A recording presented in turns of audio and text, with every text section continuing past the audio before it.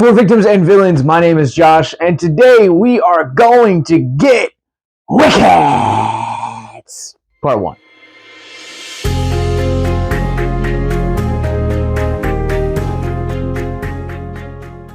It tells the story of the unlikely friendship between Glinda the Good and Elphaba, the Wicked Witch of the West, and their origin stories here in this musical adaptation.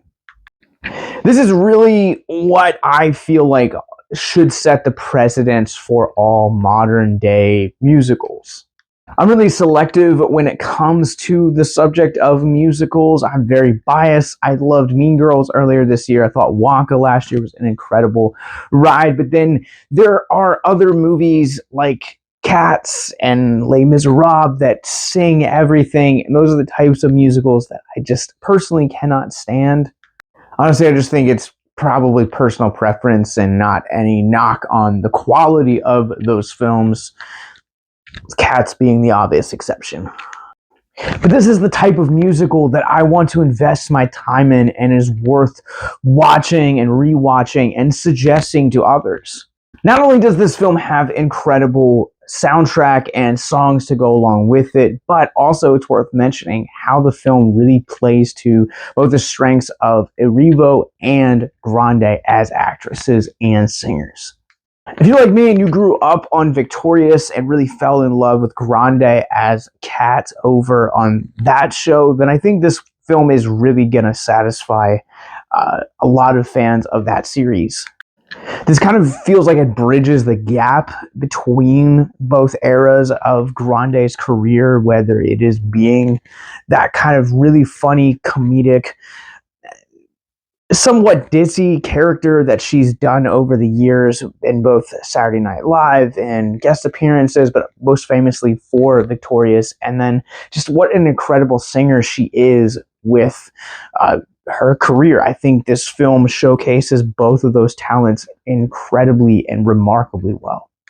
Now, Wicked is my introduction to Cynthia Erivo as an actress. I wasn't really sure what to expect kind of coming into this movie, and man, did she captivate me.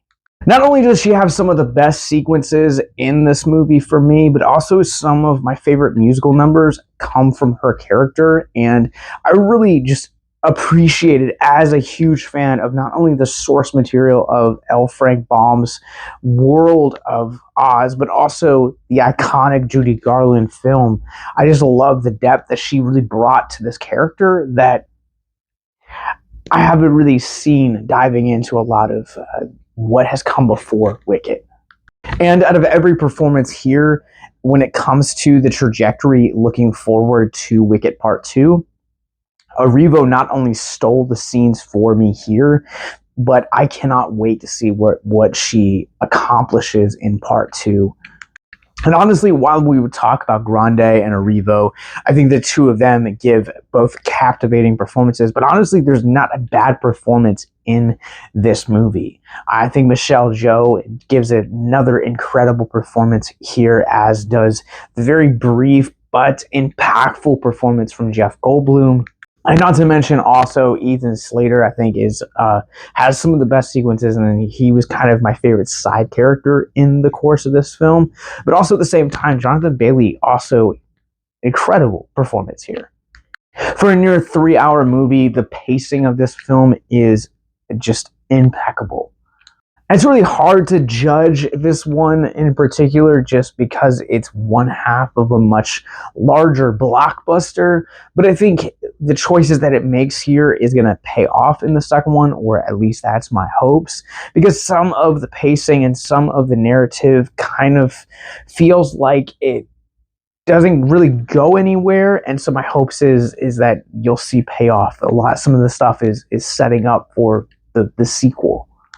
I talked about this earlier about how Ethan Slater ended up being one of my favorite secondary characters in the film. While that is true, he does add to some of the film's weaker moments.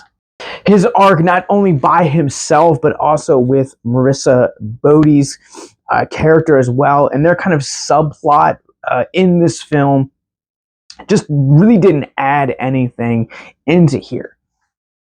And there are a couple other minor subplots that exist here that, while they do strengthen some of the character development for characters like Grande and Elvro, really bring nothing to the larger narrative. But I'm optimistic that these are simply seeds that are being planted for the future part 2 for next year. And with that said, I am ready to run this one through our Rorschach rating scale. I am going to go ahead and give Wicket Part 1 a 4 out of 5. Now, it feels almost criminal to give this film anything lower than a 4.5. However, as a standalone movie, there are some issues that I had with the narrative and some of the subplots that exist here that brought really nothing to the larger narrative. However, this film is nothing short of incredible. This is one of the best modern musicals that we have gotten in the last 10 years. Ariana Grande, Cynthia Erivo, Jonathan Bailey, Ethan Slater, Jeff Goldblum, Michelle Yeoh, Marissa Bodie. All of these people are incredible performances. There is not a bad performance here. It has impeccable musical numbers, and the pacing is incredible. And above all, it recaptures that transformative feeling of Oz that Judy Garland gave us almost 100 years ago. If you guys have seen Wicket Part 1, what did you guys think? Comment below and let me know. But let's talk about mental health for a little bit, shall we? If you guys are new to our content, Mental Health Moment is where we will take a theme of mental health out of the film which we're reviewing, talk about it for a few moments in the hopes to deconstruct the stigma surrounding mental health. And honestly, the thing that I think is the heartbeat of this story, and hopefully for the second part as well, is the unlikely friendship that happens between Galinda and Elphaba. And honestly, for me, that it was a strong reminder that you should never discount where something like community, friendship, or anything that can really be and have an incredible impact on your mental health can come from. Sometimes the things that impact our mental health for the healthiest way possible or the most positive way come from the most unlikely sources. Sometimes those sources can literally change not only the things that we are passionate about, but completely uproot the trajectory of where we thought our life was going.